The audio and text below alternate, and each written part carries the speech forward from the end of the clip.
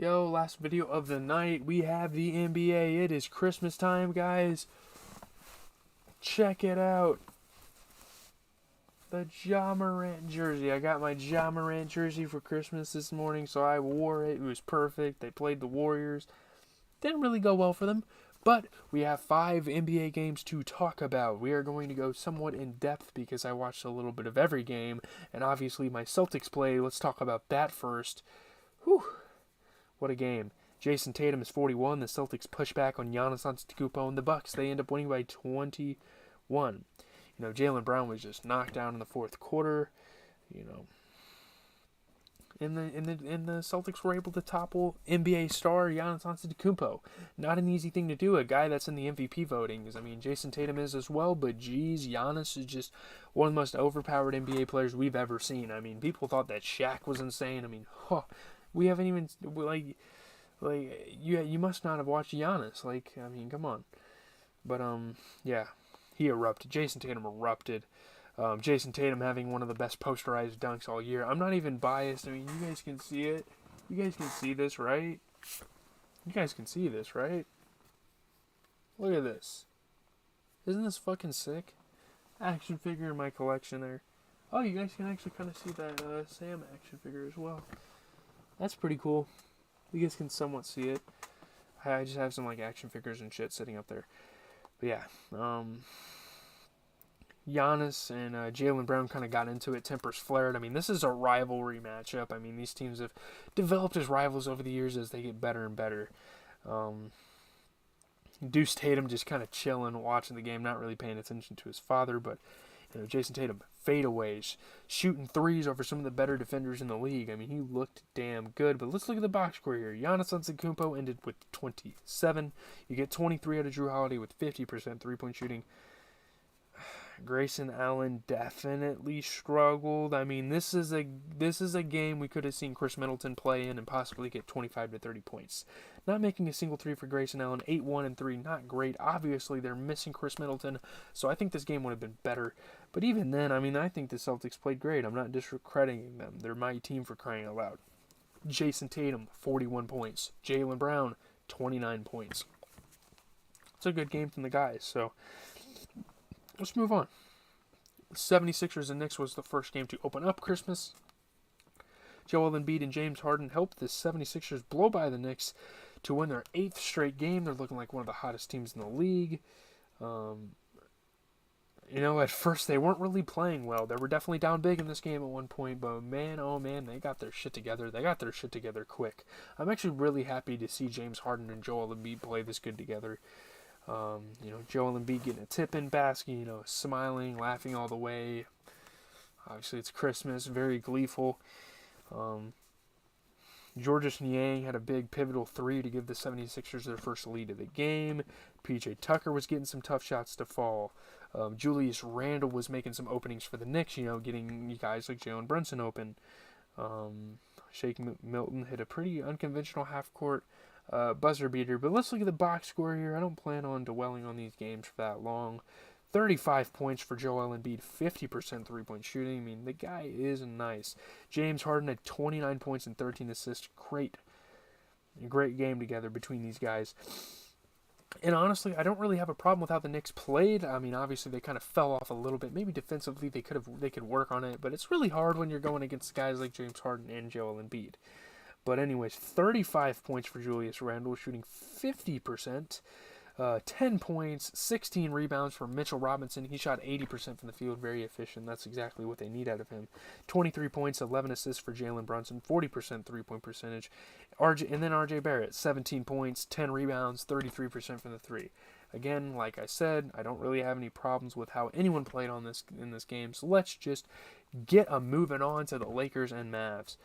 LeBron just can't do everything. He can't. Luka Doncic and the Mavs beat the Lakers by 8-9 to celebrate the Dirk Nowitzki statue, obviously in the city. That's a big moment for them. They trailed from the opening bucket.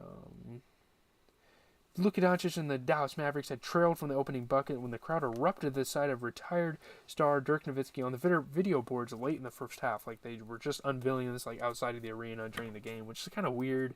It's kind of a weird choice for them to do that, but It gave them the momentum. It gave them some inspiration to go out there and win a basketball game. I mean, this is a good. I mean, I would say this is a good Mavs team. LeBron had some pretty nice moves, had good shots.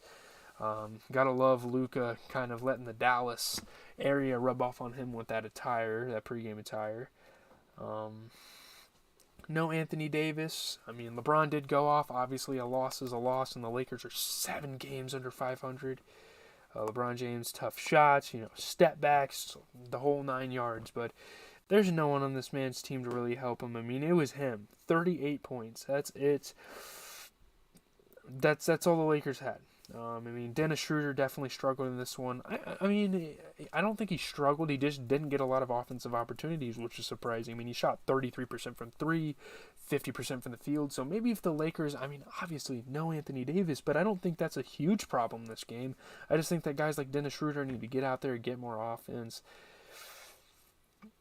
Honestly, without Anthony Davis, we should see Dennis Schroeder go for 15 to 20 points every single game at this point.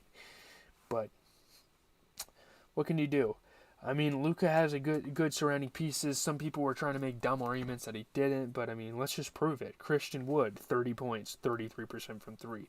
Tim Hardaway, 26 points. And obviously Luka Doncic puts up 32 and shoots 67% from the 3-point line. But guys, let's just face it. Luka has good pieces surrounding him. The reason why I'm bringing this up is because it really adds on to the MVP conversation, But Grizzlies Warriors, very disappointed in the Grizzlies. Obviously, they're still a great basketball team, and the Warriors are still trash. Like, it's not going to change. But with Steph Curry out, Jordan Poole scores 32, and the Warriors beat the Grizzlies. Jordan Poole is far from a finished product, and the fourth-year guard showed both signs of brilliance and struggles, controlling his emotions on the big Christmas Day basketball stage. This probably is one of his first Christmas games, at least one of his first big Christmas game performances. Obviously the Warriors just outdid him. Ja Morant, my boy, he played a good basketball game here. He almost had one of the best dunks all year. But there's a lot of that with Ja Morant, over the years as he's been in the league. They're like, oh, he almost did this. He almost dunked on him. Klay Thompson. I don't really like Klay Thompson that much. I am more of a Steph Curry fan, obviously. But I do kind of like the energy, taunting Dylan Brooks, him talking about, oh, we're a dynasty. I agree with Klay. Like, dude, you're not a dynasty until you at least make the damn finals. At least you have to make it. Jordan Poole got ejected, a lot of chippy shit. Steph Curry was hype, Moses Moody hitting tough shots, kind of getting the bench on their feet.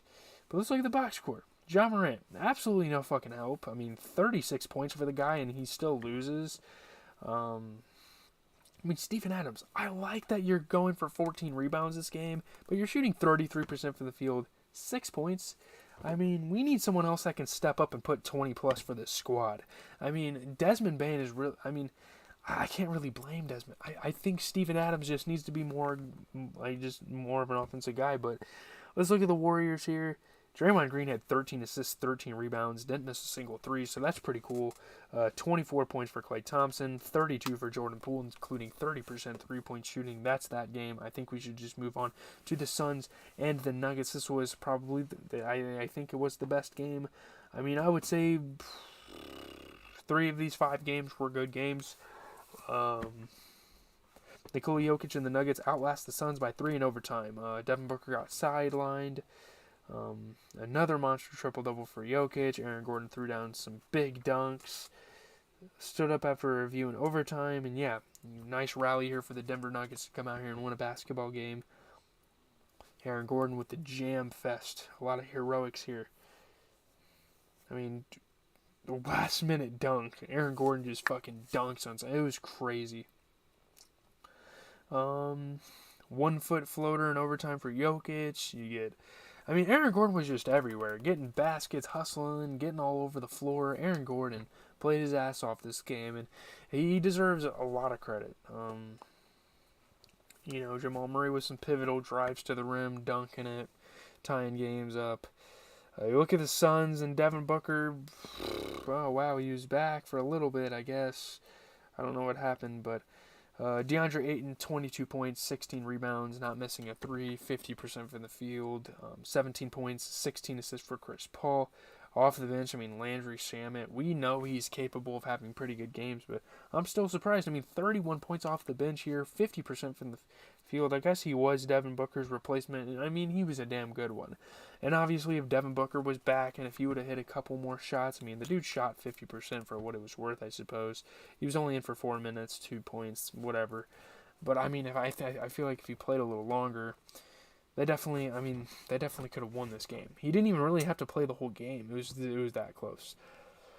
But Aaron Gordon, 28 points, 13 rebounds, 50% from the three.